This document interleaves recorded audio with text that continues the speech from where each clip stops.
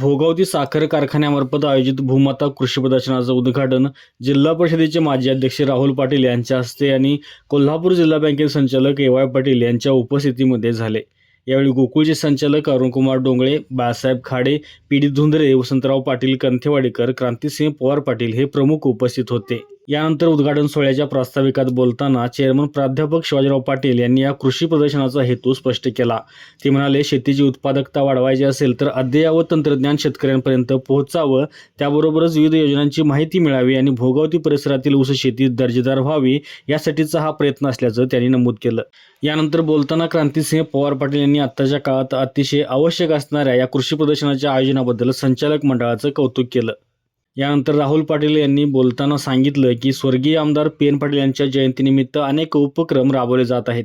त्यापैकीच असणारे हे कृषी प्रदर्शन अतिशय महत्त्वाचं आहे।